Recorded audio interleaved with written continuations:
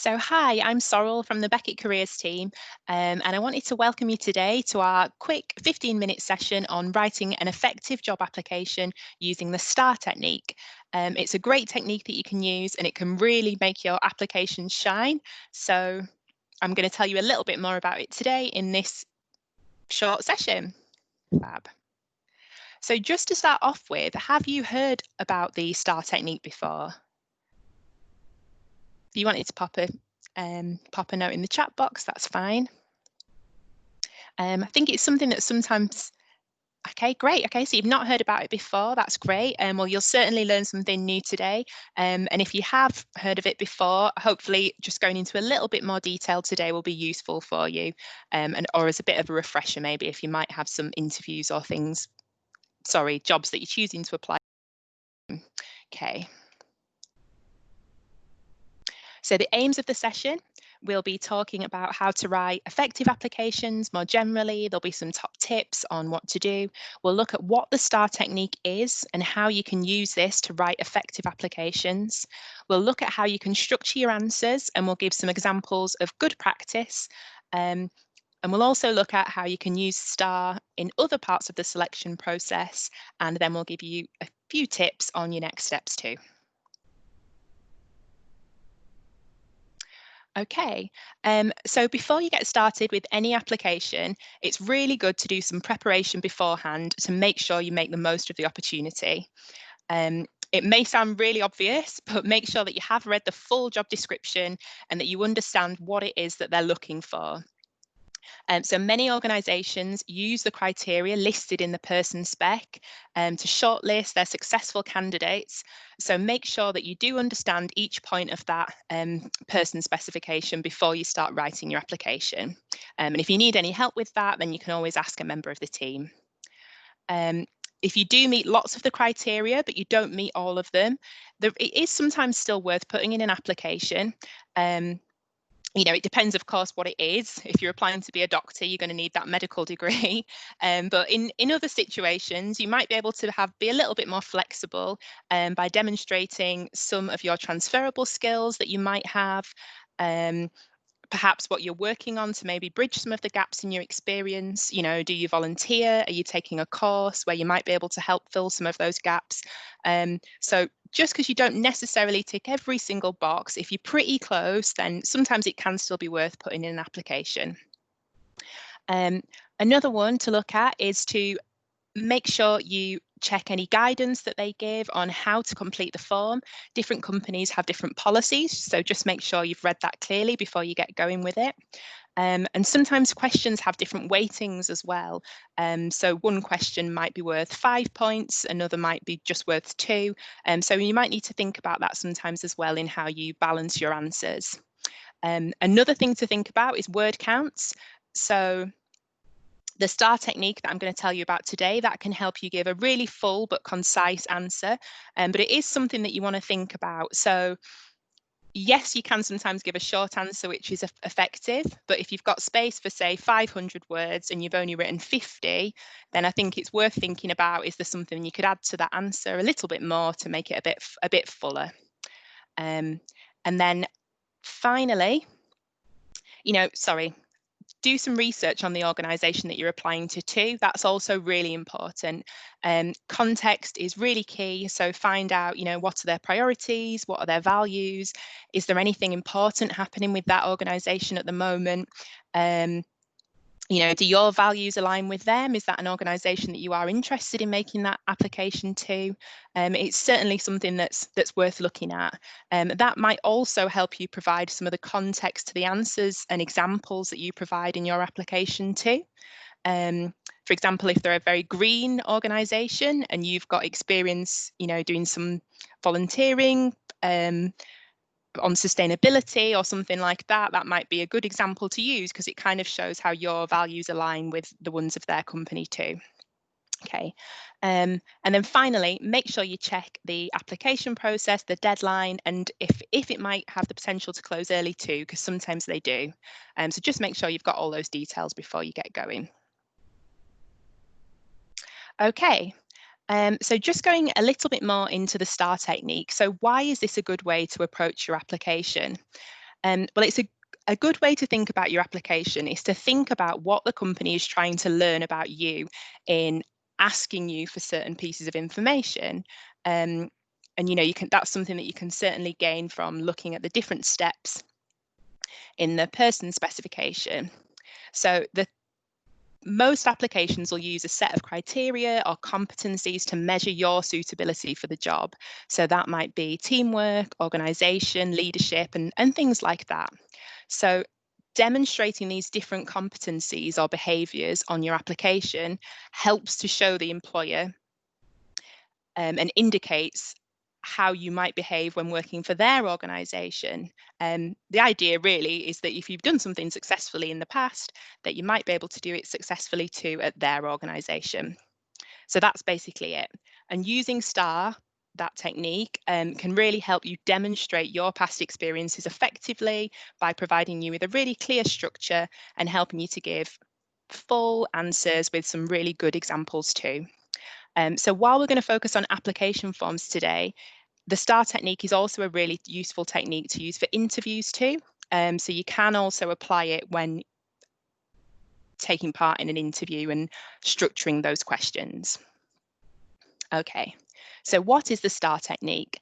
Well, the STAR technique, it's actually an acronym.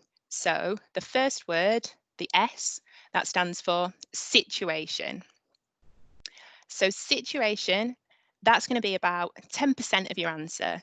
That's the first sort of introduction to the story that you're telling to the recruiter, where you set the scene. Where did this thing happen? When was it? The T in STAR is for task.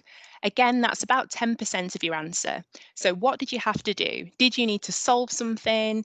What was that? What were your objectives? So yeah, that's what that bit's about. A is for action, which should make up around 60 or even up to 70% of your answer. This is really the bulk of your answer. So what did you do? How did you approach the task? What kind of action did you take? And why did you decide to do that?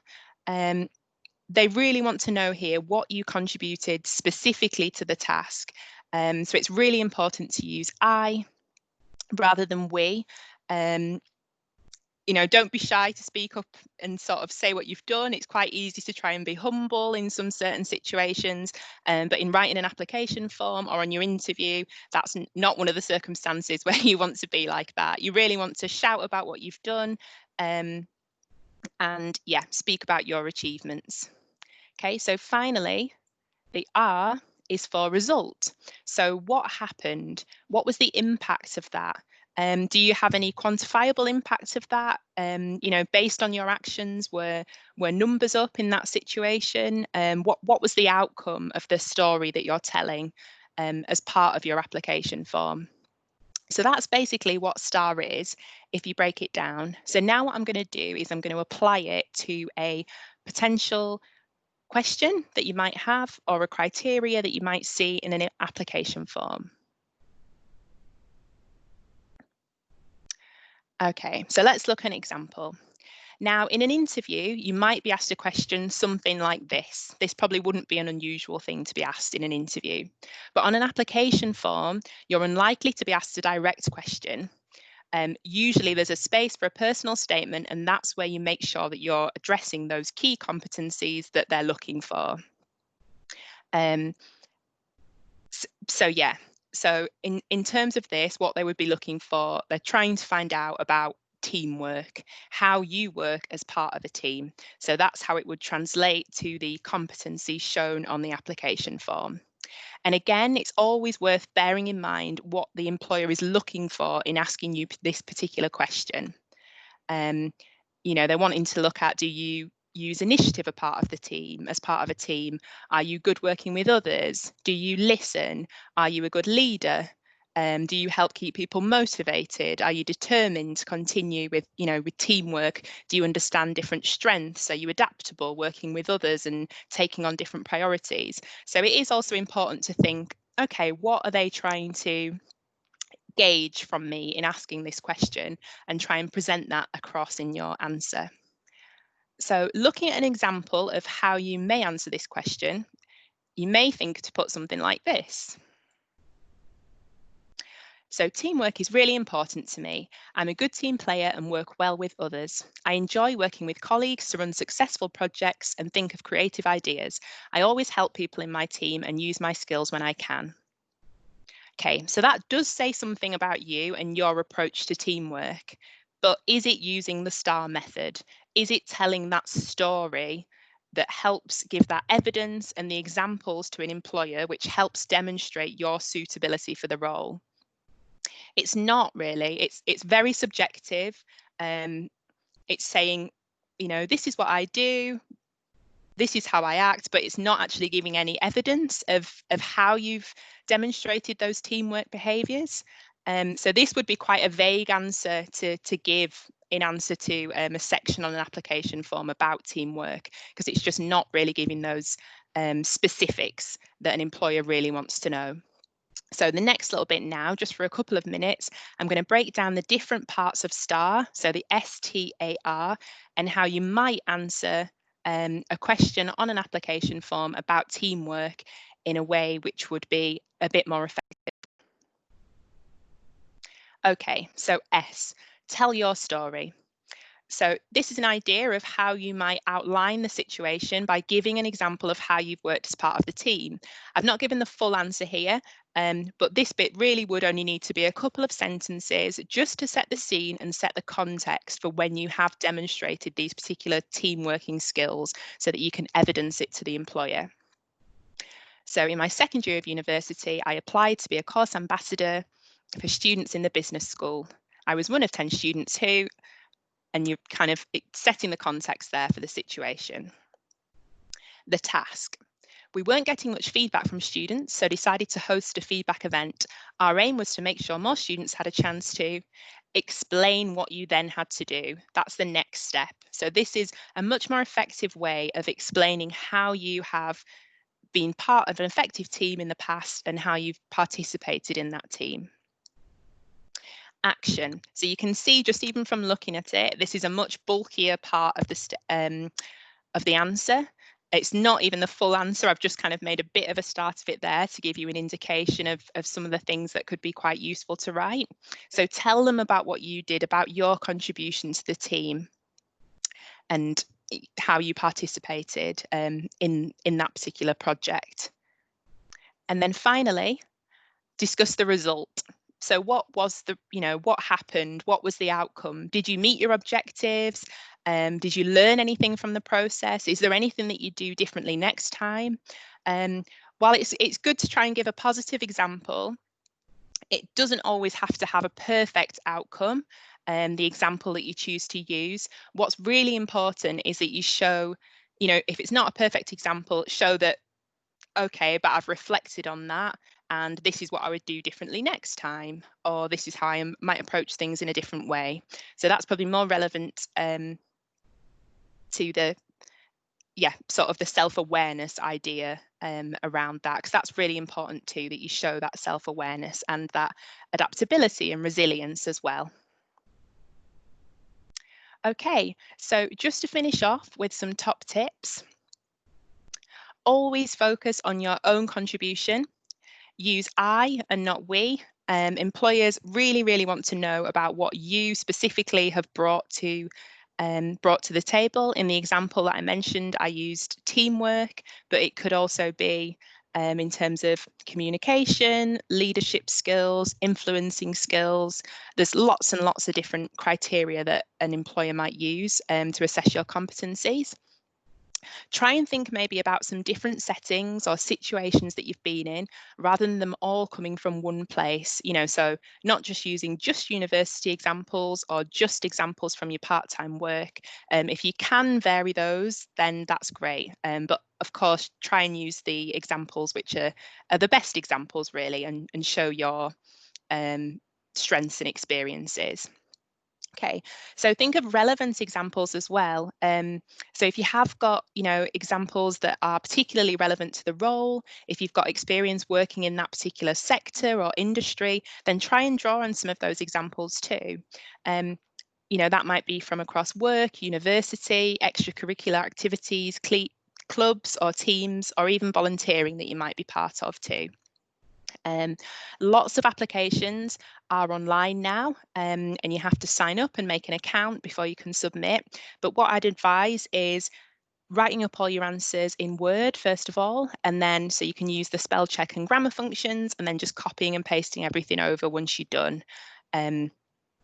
Yeah, that's a really effective way to do that. And a lot of employers can be quite critical if they see errors or mistakes, or they might discount your application. So it just helps you navigate that hurdle.